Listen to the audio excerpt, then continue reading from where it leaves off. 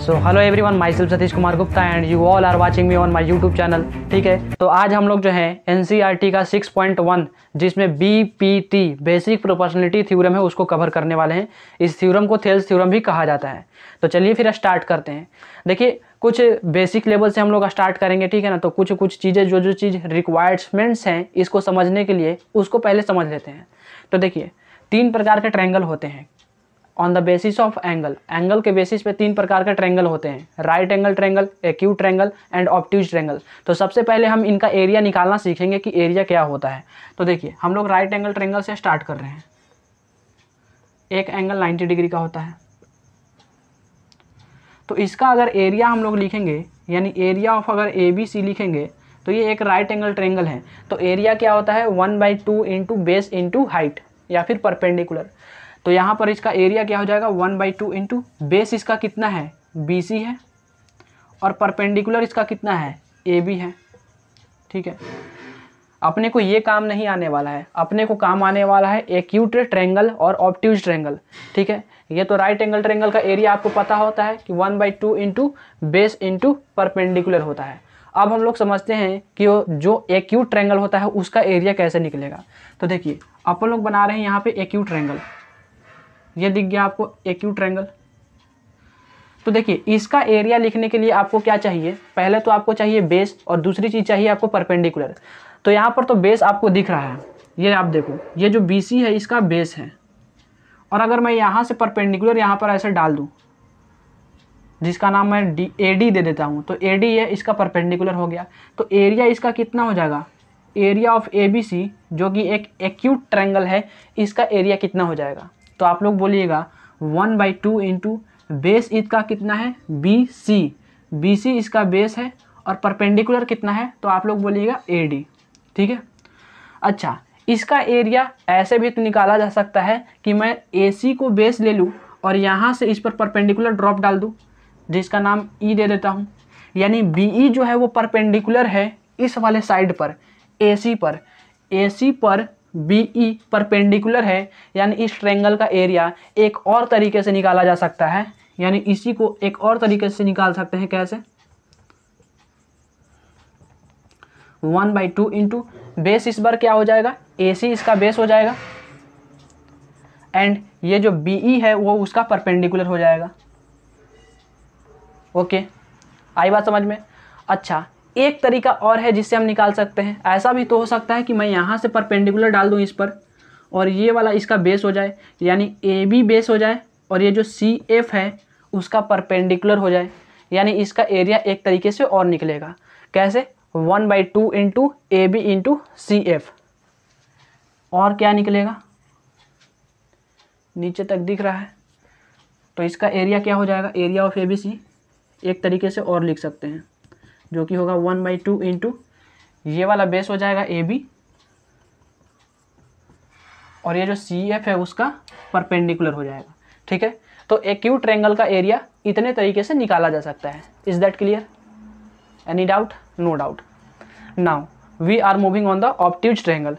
आप देख लीजिए, राइट एंगल ट्रायंगल हो गया, एक्यूट ट्रायंगल हो गया, और ऑब्ट्यूज की बात करते हैं।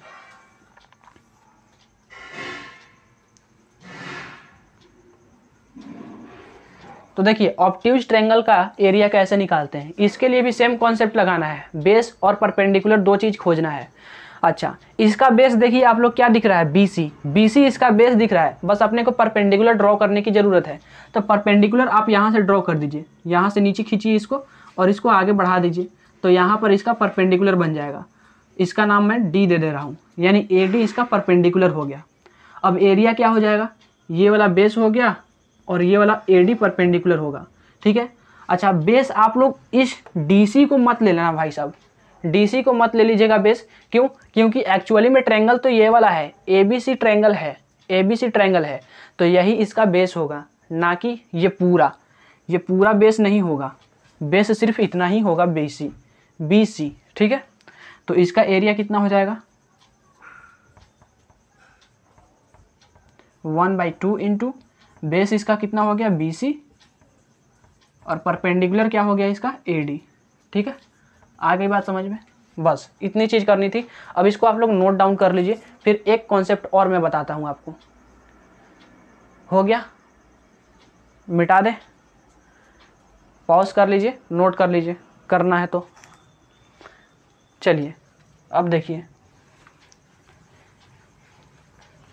एक और इंटरेस्टिंग चीज़ मैं आपको बताता हूँ जो कि क्लास 9th में ही पढ़ना था, शायद आप लोगों ने पढ़ा हो। तो देखिए, मान लीजिए कि आपके पास दो पैरेलल लाइंस हैं, ये और ये, ठीक है। इसका मैं नाम दे देता हूँ AB, इसका नाम मैं दे देता हूँ CD, ठीक है। आपके पास दो पैरेलल लाइंस है। अब मैं क्या कर रहा हूँ, ये जो इतना लाइन सेगमेंट, इसका नाम दे दे रहा हूँ लेट से DE। अब इसे लाइन सेगमेंट्स के लेते हुए एक ट्रायंगल मैं बना रहा हूँ, ये जिसका नाम दे दे रहा हूँ, क्या हो गया, DEF। तो यहाँ पर आपको एक ट्रायंगल देखा, कौन सा, DEF। और इसी बेस को यूज करते हुए, यानी DE को बेस मानते हुए एक ट्रायंगल और बना रहा हूँ, ठीक है। ये देखिए, यहाँ पे 90 डिग्री में बना रहा हूँ। ये राइट एंगल ट्रायंगल मैंने बनाया है। आप कैसा भी ट्रायंगल बना सकते हैं, किसी भी प्रकार का। एक ट्रायंगल मैं इस प्रकार से बना रहा हूँ, ऐसा देखिए,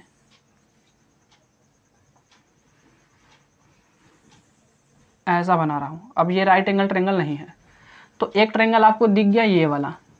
आपको पहला ट्रायंगल कौन सा दिखा, DEF, जो कि राइट एंगल ट्रायंगल था। दूसरा ट्रायंगल कौन सा दिखा, DEG, जो कि कौन सा ट्रायंगल है, ऑब्ट्यूज ट्रायंगल। देखिए ये वाला एंगल जो है 90 डिग्री से बड़ा है, तो ऑब्ट्यूज ट्रायंगल। तो देखिए हमने दो ट्रायंगल्स बनाए, तो इन दोनों ट्रायंगल्स का जो एरिया होगा वो आपस में इक्वल होगा। कैसा होगा, इक्वल होगा। कैसा होगा, इक्वल होगा, ठीक है। मतलब कहने का मतलब क्या है कि जो एरिया होगा DEF का और जो एरिया होगा DEG का, वो आपस में इक्वल होंगे। वो आपस में इक्वल होंगे। वो आपस में कैसे होंगे, इक्वल होंगे। यानी मैंने आपको क्या बताया, दो पैरेलल लाइन के बीच सेम बेस को लेते हुए अगर कितना भी ट्रायंगल्स बना लिया जाए तो उन सारे का एरिया आपस में इक्वल होगा। कितना भी ट्रायंगल बना लीजिए, दो जरूरी नहीं है। इसी बेस को लेते हुए आप एक ट्रायंगल और बना लीजिए। लीजिए ये मैंने बना लिया, जिसका मैंने नाम दे दिया DEH। तो एरिया ऑफ DEH भी इनके बराबर होगा। एरिया ऑफ DEH भी आपस में इक्वल होंगे, यानी इन तीनों का एरिया आपस में इक्वल होगा। बस इतनी सी बात मेरे को समझानी थी। अब ये हो गया ख़त्म, टाटा बाय बाय। BPT यानी बेसिक प्रोपोर्शनलिटी थ्योरम, इसी को थेल्स थ्योरम बोला जाता है, ये अब हो जाएगा ख़त्म, क्योंकि अब कुछ टेंशन लेने का नहीं है, ठीक है। इसको नोट डाउन कर लीजिए। अब आते हैं हम लोग थ्योरम पर। अब थ्योरम पर आते हैं, मिटा दें, नोट कर लीजिए। अब मिटा देते हैं। चलिए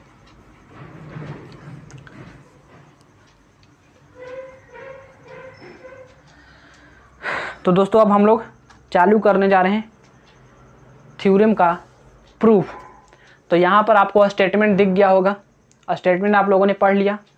क्या पढ़ा, पढ़िए आप लोग, स्टेटमेंट को पढ़िए। पढ़ लिए स्टेटमेंट, पढ़ लिए, पढ़ लिए। 10 सेकंड, 5 सेकंड और देते हैं। 1 2 3 4 5। चलिए अब देखिए क्या है स्टेटमेंट, मैं आपको समझाता हूँ। देखिए कहता है कि एक ट्रायंगल है, एक ट्रायंगल है। अब कहता है, इसका नाम दे देता हूँ ABC। कहता है कि इस ट्रायंगल में किसी भी एक साइड के पैरेलल एक लाइन खींचो। किसी भी एक साइड के पैरेलल एक लाइन खींचो। मैंने एक लाइन खींचा DE, मैंने BC के पैरेलल एक लाइन खींचा DE, जो AB को D पर इंटरसेक्ट कर रहा है और AC को E पर इंटरसेक्ट कर रहा है, ठीक है। तो आपको प्रूफ क्या करना है, प्रूफ करना है कि जो AD बाई DB होगा वो बराबर होगा AE बाई EC का। यानी आपको प्रूफ क्या करना है, AD by DB is equal to AE by EC। ये आपको प्रूफ करना है, ठीक है। तो चलिए प्रूफ करते हैं फिर। तो चलिए फिर प्रूफ करते हैं। देखिए अब आपको अगर 5 नंबर चाहिए तो जैसा जैसा मैं आपको बता रहा हूँ वैसा ही आपको करना पड़ेगा। कॉन्सेप्ट थोड़ी देर पहले मैं डिस्कस कर चुका हूँ, क्या क्या यूज होने वाला है, वही सारा कॉन्सेप्ट यूज होगा। चलिए, सबसे पहले जब भी हम लोग प्रूफ करते हैं तो सबसे पहले गिवन जो चीज़ है उसको अपन लोग लिखते हैं। तो गिवन में आपको क्या दिया हुआ है? गिवन में आपको दिया है कि जो DE है वो BC के पैरेलल है। क्या दिया है? जो DE है वो BC के पैरेलल है। तो अपन लोग इसको लिख लिए पहले, DE पैरेलल BC, ठीक है। फिर प्रूफ क्या करना है? टू प्रूफ क्या करना है? अपने को प्रूफ करना है AD by DB is equal to AE by EC। तो इसको यहाँ पे लिख देंगे AD by DB is equal to AE by EC, ठीक है। अच्छा, अब चलिए तीसरी चीज़ में हम लोग कंस्ट्रक्शन लिखेंगे। कंस्ट्रक्शन देखिए, अब कंस्ट्रक्शन में आपको क्या करना है, ये जो E दिख रहा है, E यहाँ से आपको परपेंडिकुलर ड्रॉप करना है इस वाले पे AD पर। आपको देखिए ADE आपको एक्यूट ट्रायंगल दिख रहा है, एक्यूट ट्रायंगल दिख रहा है। तो आपको क्या करना है, बेसिकली यहाँ से इस पर परपेंडिकुलर ड्रॉप करना है। ड्रॉप कर दिए। उसी प्रकार से आप D से भी इस वाले पे यानी AE साइड पर परपेंडिकुलर ड्रॉप करो। ये अब इसका नामकरण दे देते हैं, इसका नाम N, इसका नाम M दे देते हैं। फिर क्या करिए, ये जो D है उसको C से मिला दीजिए। तो मिलाएंगे तो क्या हो जाएगा, ऐसे। और ये जो B है उसको E से मिला दीजिए, तो मिला दीजिए। देखिए बस हो गया कंस्ट्रक्शन में। तो कंस्ट्रक्शन में हमने क्या किया, जो EN है वो परपेंडिकुलर डाला किस पे, AD पे। EN परपेंडिकुलर AD, EN को परपेंडिकुलर डाला AD पर। और ये जो DM है उसको परपेंडिकुलर डाला मैंने AE पे। DM परपेंडिकुलर डाला AE पे। तो DM हो गया परपेंडिकुलर किस पे, AE पे। फिर क्या किया, फिर मैंने DC को मिलाया और BE को मिलाया। उसके बाद क्या किया, एंड ज्वाइन किसको, DC को, ज्वाइन DC और BE, ठीक है। क्लियर है कंस्ट्रक्शन? ओके, नाउ अब चलिए प्रूफ करते हैं। प्रूफ, तो प्रूफ में अब आपको क्या करना है वो देखते हैं, ठीक है। कुछ डिस्टरबेंस की वजह से बार बार पॉज करना पड़ रहा है, ठीक है। तो चलिए अब प्रूफ हम लोग देखते हैं। तो प्रूफ कैसे करेंगे, देखिए आपको सबसे पहले ADE इस ट्रायंगल का एरिया निकालना है। ADE का एरिया निकालना है। तो देखिए एरिया ऑफ किस ट्रायंगल में हम लोग पहले चल रहे हैं, इन ट्रायंगल ADE में। तो जो ट्रायंगल ADE है, ADE, इसका अब आप लोग एरिया निकालिए। तो एरिया ऑफ ADE कितना हो जाएगा बताइए मेरे को। देखिए अगर इसको हम लोग बेस मान लें, AD को अगर बेस मान लें और EN इसका परपेंडिकुलर है, तो एरिया कितना हो जाएगा, 1/2 इंटू बेस इसका कितना है, AD है, और परपेंडिकुलर इसका कितना है, EN है, EN। अब इसको आप लोग फर्स्ट मान लीजिए, ठीक है। तो हम लोग इस वाले ट्रायंगल में गए ADE में। अब हम लोग चलेंगे इस ट्रायंगल में DEB में, DEB में, ठीक है। तो अब इन ट्रायंगल DEB, तो DEB में अब हम लोग चल रहे हैं, तो उसका एरिया निकालेंगे। एरिया ऑफ DEB, तो बताइए इसका एरिया कितना हो जाएगा DEB का। तो आप लोग देखो DEB कैसा ट्रायंगल आपको दिख रहा है, ये जो DEB है ऐसा ट्रायंगल दिख रहा है, DEB ऐसा ट्रायंगल। अब इसका एरिया निकालना है तो क्या करना पड़ेगा, अपने को क्या करना पड़ेगा, पहले बेस और परपेंडिकुलर खोजना पड़ेगा। तो परपेंडिकुलर पहले ड्रॉ करिए। देखिए यहाँ से आप इसको आगे बढ़ा दीजिए और इस साइड को यहाँ से आगे बढ़ा दीजिए, तो यहाँ पर मिल रहा है। तो ये इसका परपेंडिकुलर हो गया और ये इसका बेस हो जाएगा। ये जो DB है इसका बेस हो जाएगा और ये वाला इसका परपेंडिकुलर हो जाएगा। तो देखिए, तो ये E से हमने परपेंडिकुलर डाला था, यहाँ पर कहाँ पर मिला था, एन पर मिला था, यानी जो ई एन होगा वो उसका परपेंडिकुलर हो जाएगा और ये जो डी बी होगा वो उसका बेस हो जाएगा। तो एरिया कितना हो जाएगा 1/2 into D B into E N. ठीक है, आ गई बात समझ में। तो इसको अपन लोग सेकेंड लिख देते हैं। अब क्या करें, अब कुछ नहीं, 1 और 2 को आपस में डिवाइड कर दीजिए। क्या कर दीजिए, 1 को 2 से डिवाइड किए तो डिवाइड करिएगा तो क्या आ जाएगा, area of A D E ऊपर आएगा और एरिया ऑफ डी ई भी नीचे आएगा। अब देखिए जैसे ही डिवाइड करिएगा तो 1/2 से 1/2 कैंसिल हो जाएगा, ई एन से ई एन कैंसिल होगा, तो ऊपर क्या बचा, ऊपर बच गया ए डी और नीचे क्या बच गया, नीचे बच गया डी बी। ठीक है, 1/2 से 1/2 कैंसिल हो गया, ई एन से ई एन कैंसिल हो गया, ऊपर बचा ए डी और नीचे बचा डी बी। इतनी क्लियर है, इतना क्लियर है। अब इसको हम लोग फर्स्ट मान ले रहे हैं, ए मान ले रहे हैं, इस इक्वेशन का नाम हमने ए दे दिया। ठीक है, ओके, चलिए इतना क्लियर है। तो अब आते हैं नेक्स्ट पे, अब आगे देखते हैं। देखिए अब फिर से अब आप क्या करो, ये जो ए डी ई है उसका एरिया फिर से निकालो, लेकिन इस बार क्या करना, बेस ए ई को लेना और डी एम को परपेंडिकुलर लेना। ठीक है, पहली बार हमने निकाला था तो क्या किया था, 1/2 इंटू ए डी को बेस लिया था और ई एन को परपेंडिकुलर लिया था। इस बार जब एरिया निकालेंगे ए डी ई का तो कैसे निकालेंगे, बेस ए ई को लेंगे और परपेंडिकुलर डी एम को लेंगे। ठीक है, तो अब हम लोग फिर से चल रहे हैं इन ट्रायंगल ए डी ई में। तो ए डी में अब हम लोग क्या करेंगे, एरिया निकालेंगे ए डी ई का। तो एरिया ऑफ ए डी ई कितनी हो जाएगी बताइए ज़रा सा, हम नीचे बैठ के सॉल्व करते हैं। कितना हो जाएगा, 1/2 इंटू ए ई इसका बेस हो जाएगा और परपेंडिकुलर क्या हो गया भाई साहब, डी एम इसका परपेंडिकुलर हो गया। इसको अपन लोग मान ले रहे हैं थर्ड। ठीक है, इक्वेशन थर्ड। ओके, इतनी क्लियर है, एक बार आप लोग देख लीजिए इतना क्लियर है तो। अब देखिए ये हो गया थर्ड। अब देखिए अब इस वाले ट्रायंगल में आप लोग चलेंगे डी ई सी में, डी ई सी में। तो अब हम लोग किस में चलेंगे, in triangle D E C, D E C, इसका एरिया निकालेंगे, area of D E C. तो बताइए एरिया कितना हो जाएगा डी ई सी का। डी ई सी आप ट्रायंगल देखो कैसा दिख रहा है, ये भी एक ऑब्ट्यूज ट्रायंगल दिख रहा है।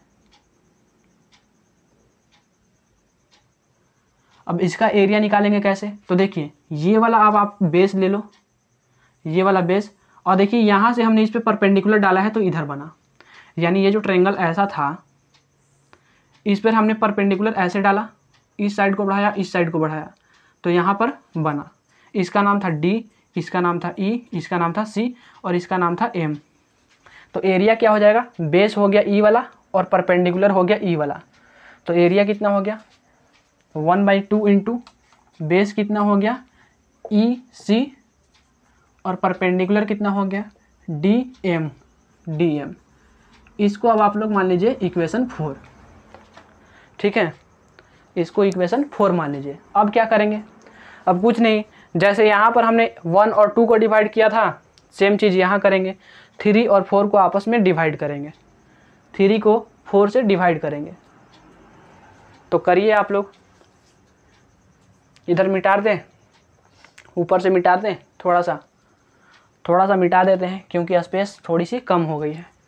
ठीक है, ये यहाँ से मिटाते हैं।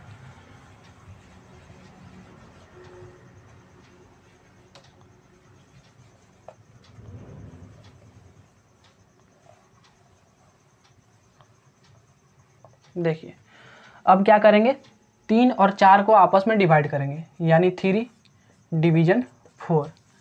तो 3 डिवीजन 4 करेंगे तो क्या होगा, ऊपर आएगा area of A D E, ऊपर क्या आ गया area of A D E, और नीचे क्या आ गया area of D E C, area of DEC।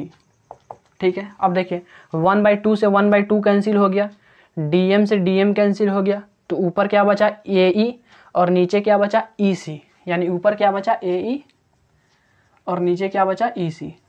इसको अपन लोग B मान लेते हैं। ठीक है, ये A हो गया, ये B हो गया। अब देखिए, अच्छा आप देखो तो शुरू में क्या गिवन था कि DE जो है BC के पैरेलल है, ये DE BC के पैरेलल था, ये DE है और ये BC है। यहाँ से आपको एक ट्रायंगल दिख रहा होगा ये वाला टुचुक टुचुक, और एक ट्रायंगल ये दिख रहा होगा टुचुक टुचुक, ये वाला। तो मैंने अभी आपको बताया कि अगर कोई सा भी ट्रायंगल, दो या दो से अधिक ट्रायंगल सेम बेस पर हो और सेम पैरेलल लाइन के बीच में हो, तो उनका एरिया आपस में इक्वल होता है। तो आप देखो तो क्या ये DEB और क्या ये DEC, इन दोनों का बेस सेम है और सेम पैरेलल लाइन के बीच में है। तो हम लोग क्या बोल सकते हैं कि जो DEB और DEC are on the same base and lies between the same parallel line, therefore area of DEB और एरिया ऑफ DEC आपस में इक्वल होगा। ठीक है, पता चल गया। यानी यहाँ से हम लोग क्या पता करें, यहाँ से अपन लोग को पता चला कि जो ट्रायंगल DEB है, triangle DEB and triangle DEC are on the same base,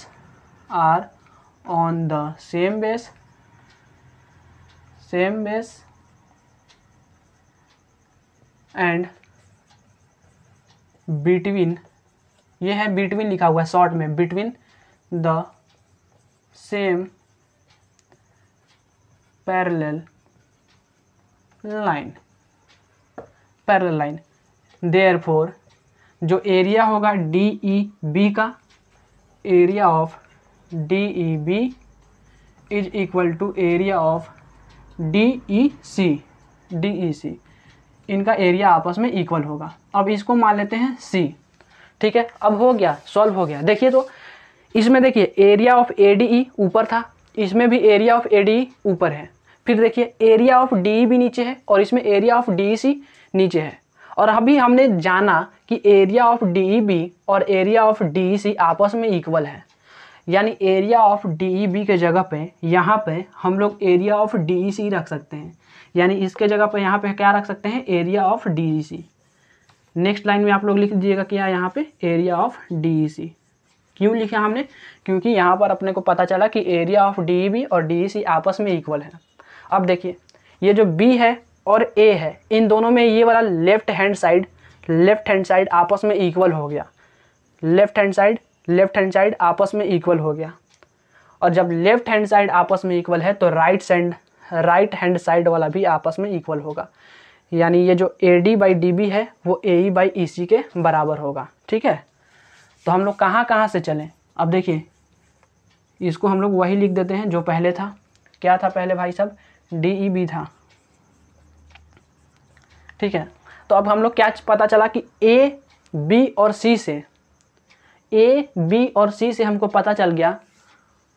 so from A, B and C हमको क्या पता चल गया कि जो AD/DB होगा, AD/DB वो किसके बराबर होगा, AE/EC के। यही प्रूफ करना था और ये क्या हो गया, हेंस प्रूव्ड।